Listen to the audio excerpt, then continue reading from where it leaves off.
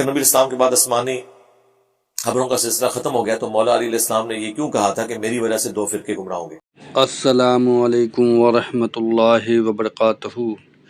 تو علی مرزا سے کچھ کوشچن آنسر ہوا ہے، اور وہ کوشچن یہ ہے کہ اگر نبی صلی اللہ علیہ وآلہ وسلم کے بعد آسمانی خبروں کا سلسلہ ختم ہو گیا تھا تو مولا علی نے کیوں فرمایا میری وجہ سے دو فرقے گمراہ ہوں گے؟ تو اس کا جو ہے جواب جو ہے علی مرزا نے بخوبی دیا ہے، اور آپ خود بھی سن سکتے ہیں۔ اور اس ویڈیو میں کافی چیزیں اور بھی بتائی گئی ہیں کہ غریب کی مدد کرتے وقت تصویر یا ویڈیو بنانا گناہ ہے یا نہیں، اور مرد کسی کو بتائے بغیر دوسری شادی کر سکتا ہے کیا۔ تو یہ ساری چیزیں جو ہے ان سے پوچھی گئی ہے، تو اس کا جواب جو انہوں نے کس انداز میں دیا ہے اور بخوبی دیا ہے، تو اس سے معلوم ہو جائے گا کہ جو بھی جن کے بھی سوالات ہیں وہ ان کا جواب صحیح ملا ہے یا نہیں ملا ہے۔ اور اللہ سے دعا کرتے ہیں کہ اللہ ہمیں سچ بولنے اور سننے کی توفیق عطا فرمائے، آمین ثم آمین۔ اس میں نے بتایا کہ یہ حدیث بھی ہے، یہ مولا علی کا جو قول ہے نا یہ حدیث بھی ہے، اور یہ جنرل رول آپ یاد رکھیے گا، اگر کوئی صحابی مستقبل کی خبر دے رہا ہے نا تو وہ یہ نہ بھی بتائے کہ اس نے رسول اللہ سے سنا ہے یا نہیں سنا، یہ انڈرسٹوڈ ہے کہ نبی علیہ السلام نے اسے خبر دی ہے، یہ رول ہے حدیث کا، اور یہ اتنا پیٹ رول ہے کہ آپ اس رول کو آٹومیٹکلی مانیں گے۔ مثلا اگر میں یہ کہوں کہ مولا علی نے فرمایا کہ میری وجہ سے مراد یہ نہیں کہ حضرت علی کا قصور ہے، مراد یہ کہ مجھے بنیاد بنائیں گے، جس طرح جیوز اور کرسچنز نے حضرت عیسیٰ کو بنیاد بنا لیا، ایک نے انہیں نعوذ باللہ آؤٹ آف ویڈ لاک کہہ دیا، دوسرے نے انہیں خدا کا بیٹا بنا لیا۔ دو فرقے جہنم میں جائیں گے، ایک میری محبت میں غلوف کر کے، ایک میری دشمنی میں۔ میں آپ کو یہ جب بات بیان کروں تو آپ مجھ سے یہ پوچھیں گے نہیں کہ آپ کو کس نے بتائی ہے، میں کہوں گا حضرت علی نے، وہ کہیں گے حضرت علی نے تو فوت ہوئے عرصہ ہو گیا، تسی تو ہن پیدا ہوئے ہو۔ اب جرا تو شروع کریں گے نا، جرا کرنی شروع کریں گے تو پھر میں آپ کو بتاؤں گا کہ اللہ کے بندے حضرت علی نے ڈائریکٹ نہیں مجھے بتایا، بلکہ کتابوں میں آیا ہے، رپورٹ ہوتے اس طرح، لیکن کوئی اتنی جرا کرتا نہیں ہے، اسے انڈرسٹوڈ ہوتا ہے کہ یار یہ کہیں موجود تھی نا۔ اس طرح جب کوئی صحابی کہتا ہے نا کہ یہ ہوگا تو سب کو یہ پتا ہوتا ہے، محدثین کو، کہ نبی علیہ السلام نے ان کو بتایا، کیونکہ اس زمانے میں تو علم غیب کا عقیدہ نہیں تھا، اور اگر وہ کہتا ہے علم غیب کا عقیدہ تھا تو ہم کہیں گے رکو ذرا، صبر کرو، پھر صحابہ کی جنگیں کیوں ہو گئی؟ یہ کہتے ہیں جی آپس میں ایک دوسرے کو لڑا دیا۔ اگر حضرت عائشہ کو پتا تھا حضرت علی کے دل میں کیا ہے، اور حضرت علی کو پتا تھا کہ حضرت معاویہ کے دل میں کیا ہے، اور حضرت طلحہ اور زبیر کیا سوچ رہے ہیں، اور یہ انہوں نے جو آپ کو کہانی کرائی ہے کہ بیچ میں لوگ لڑانے والے تھے، بھئی بیچ میں کیسے جب کوئی لوگ لڑا سکتے ہیں جب ہمیں پتا ہو کہ ایک دوسرے کے دل میں کیا ہے؟ ہمارا دماغ خراب ہے کہ ہم لڑیں گے؟ دل کا حال نہ بھی پتا ہو، جب آمنے سامنے دو بندوں کے آپس میں تعلقات اچھے ہوں، بیچ میں جتنا مرضی کوئی دانا ڈالتا رہے، جب پتا ہوتا ہے کہ ہم ایک پیج کے اوپر ہیں، اور پھر جب دل کے حال پتا ہو پھر تو یہ بھی نہیں کہہ سکتے کہ ہو سکتا ہے یہ اوپر سے لگا ہو۔ تو آپ تو کہتے ہیں بزرگ تو دلوں کا حال جانتے ہیں، بلکہ بزرگ تو وہ جس طرح ایک رائی کا دانہ دیکھ رہے ہیں، اس طرح پوری کائنات کو دیکھ رہے ہیں، اور ان بزرگوں کا اپنا حال یہ ہے کہ وہ ایک صحابی کے گھوڑے کے قدموں کی خاک کے بھی برابر نہیں ہے، تو پھر صحابہ کرام بھی تو دیکھتے ہوں گے نا ایک دوسرے کے دل، تو کیوں پھر جنگیں لڑیں؟ علم غیب فارغ ہو گیا۔ تو یہ حضرت علی کا جو فرمانا ہے یہ رسول اللہ کے بتانے پہ ہے، اور وہ حدیث مشکات میں بھی ہے، مسند احمد میں بھی ہے، المعجم الکبیر طبرانی کے اندر موجود ہے۔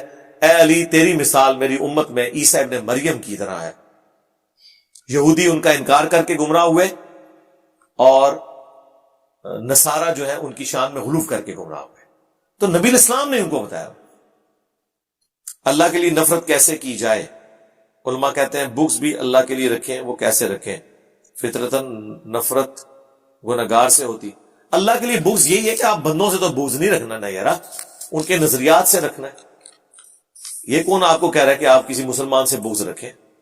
البتہ جس مسلمان کی گمراہی کے لوگ افیکٹی ہیں اور وہ باطل تعویلات کر کے لوگوں کی گمراہی کا پیشوا بنا ہوا ہے، تو اس سے نفرت رکھنا تو ایمان کا حصہ ہے، جو بخاری مسلم میں حدیث ہے کہ اس شخص نے ایمان کی حلاوت چکھ لی جس میں 3 نشانیاں: اللہ اور اس کا رسول اسے سب سے بڑھ کر محبوب ہو، دوستی اور دشمنی کا معیار اللہ کی ذات ہو، اور کفر کی طرف لوٹایا جانا اس کے لیے اتنا مشکل ہو جائے جتنا زندہ آگ میں جلایا جانا. تو وہ آپ نے رکھنا ہے. نفرت کے لیے یہ تو نہیں کہ مطلب آپ نے روزانہ 100 دفعہ کوئی تسبیح پڑھنی ہے اس کے اوپر نفرت کی. نفرت یہ کہ اس کے نظریات سے آپ کی نفرت ہوگی، باقی کوئی فزیکل کوئی ایکٹیویٹی پرفارم نہیں کرنی. متاثرین کے لیے ڈونیشن ڈرائیو چلانے پر اور تصویر لینے پر ریاکاری تو نہیں ہوگی. یہ آپ کی اور اللہ کا معاملہ ہے میرے بھائی کہ آپ کس لیے کر رہے ہیں. اگر تو آپ یہ اس لیے کر رہے ہیں کہ آپ باقی لوگوں کو ترغیب دلائیں تو پھر یہ ریاکاری نہیں ہے. اور اگر آپ یہ اس لیے کر رہے ہیں کہ لوگ آپ کی تعریف کریں اور آپ کو دنیا ہی میں اجر مل جائے اور اللہ کے حضور اجر نہ ہو تو انشاءاللہ کوئی اجر نہیں ملے گا. لیکن کوئی شخص کسی دوسرے کے اوپر فتویٰ نہیں لگا سکتا، اس لیے کہ قرآن میں جگہ جگہ آیا کہ اللہ کے نیک بندے اعلانیہ بھی اللہ کی راہ میں خرچ کرتے ہیں اور چھپا کے بھی کرتے ہیں.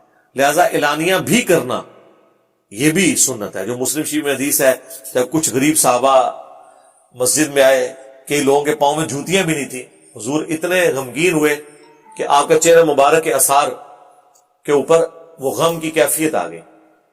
آپ نے اسی وقت مسجد میں ممبر لگوایا اور لوگوں کو ترغیب دلائی کہ اپنے اور دوزخ کے درمیان آڑ قائم کرو، خواہ ایک کھجوری صدقہ کرو.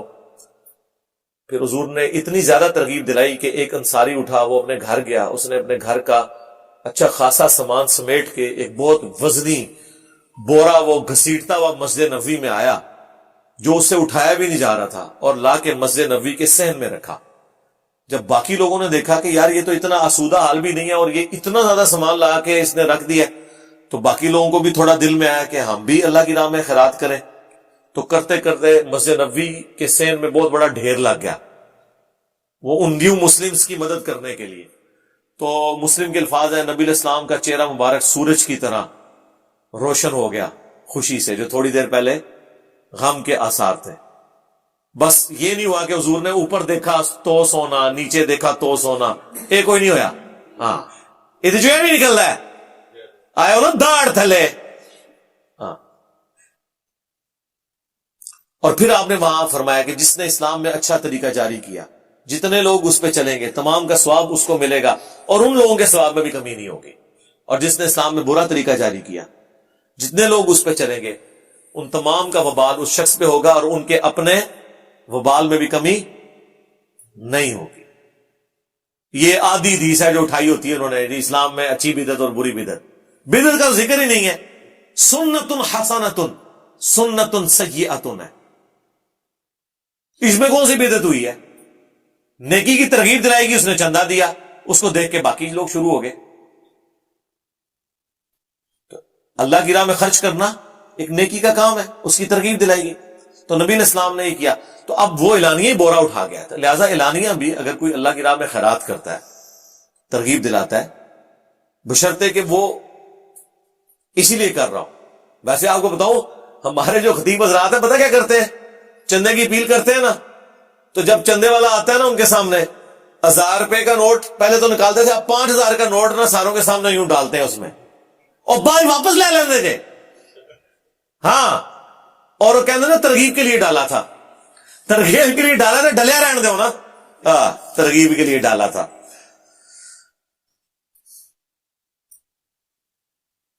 کیا مرد کسی کو بھی بتائے بغیر شادی؟ کسی کو بھی بتائے بغیر نہیں سرکار.